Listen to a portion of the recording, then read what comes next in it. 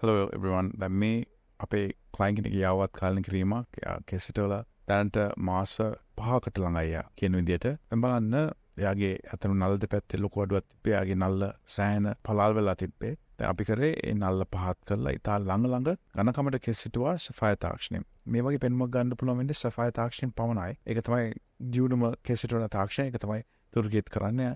ලංකාවේ කරන්නේ අපි විතරයි සෆායක. ඒතර මේක කිසිම වේදනාවකින් තොරව තමන්ගේම ඔළුව වටේ වැවෙන කේස් වලින් ඔය අඩුව හදලා තියෙන්නේ. ඒතර ඒක ස්ථිර විසඳුමක් කරේක දිගටම වැවෙනවා.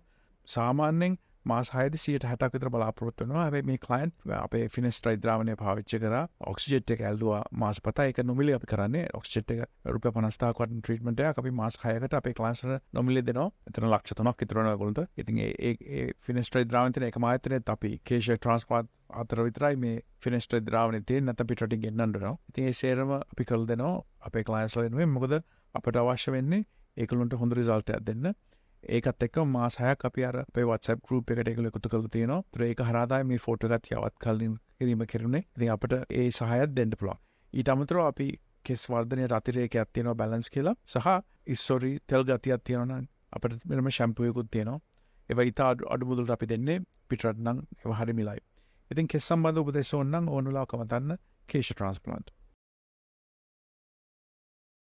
34% of Colombo district had diabetes, while another one-third had high blood sugar levels. It was found that Sri Lanka has the highest rate of diabetes in all of Asia and one of the highest in the world. 38% of Sri Lankans with diabetes have not been diagnosed. In other words, 1 million Sri Lankans do not know that they have diabetes. Diabetes is more common in Sri Lankans who are overweight and those who are better off or living in developed areas of the country. The highest rates are seen in Western Province, Jaffna and some parts of the Northern and Eastern Province.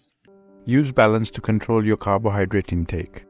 ඔබ කන පිෂ්ඨ ප්‍රමාණය පාලනය කරන්න balance යොදා ගන්න.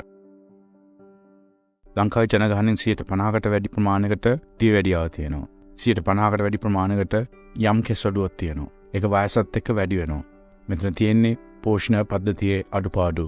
ඒ පෝෂණය නිවැරදි කරගෙන ඔබට අලංකාර කෙස් කලමක්, පැහැපත් හමක්, සාධ්‍ය වැඩියාව නොවෙන්න පියවර ගන්න, අදම ගන්න, බැලන්ස් ජීවිතේට බැලන්ස් එකක් ගන්න කාලේ හරි නේද? හිස් කෙස් අස්වද්දන ආශ්චර්ය සේවයයි. kesha transplant